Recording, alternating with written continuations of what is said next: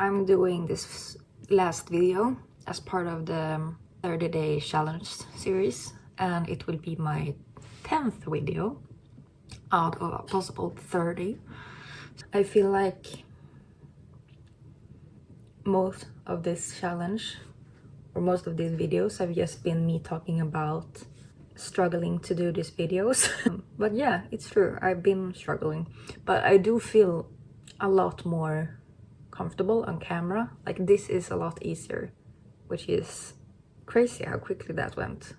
Just doing some reps can make all the difference and made me more comfortable to do other things, basically. But yeah, I'm calling it with this video because my goal with it all was to do every day during September, and September is over. Since I'm doing this vlog style, I'm gonna do my makeup while I talk, because I'm gonna film more videos after this one for my course, which, as I've said, has been the priority for this period.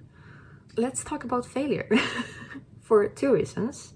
I would call this challenge / experiment a semi-failure. And secondly, because I'm doing a course on it and it's top of mind in everything I do. Why a semi-failure? Well, I didn't fulfill the requirements. Yeah, I didn't reach the goal for the challenge of itself, which was to post every day for 30 days during September. But what I did do is reach my personal goal, which is to get more comfortable on camera. So the reason I took on the challenge is completed. I reached that goal. And I think that's the important part, right?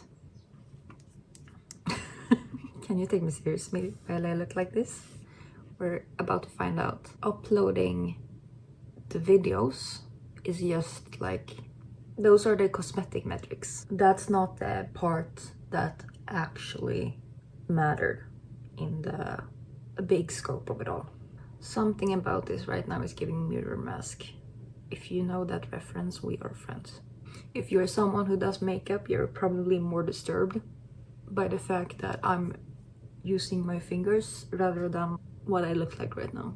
All this to say, there's obviously some periods of life when you should be pushing yourself. And that is what's going to help you grow. But not reaching your expectations can be challenge enough. I'm gonna quickly put some color back in my face. So sometimes what is best for you is to push yourself and do what you said you were gonna do. And sometimes what's best is to be okay with not reaching your expectations. It really depends on you as a person and what your struggles are. Some people want to stay comfortable and they don't push themselves, and they take every excuse to not do the uncomfortable. And those people are better off pushing themselves. I'm not that person.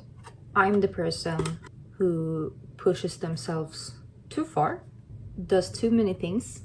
What's outside of my comfort zone right now is being okay with this. Still showing up, not abandoning ship. Sometimes you need to take shortcuts, and sometimes you need to work hard. What matters through all of it is getting to know yourself and growing as a person, no matter how that looks. For example, if you're wanting to do YouTube or show up on camera in some sort of sense, and you think that to be able to do that, you need to write a script, you need this special camera, you need this setup, you need to not stutter, or you can't have this dialect, I don't know.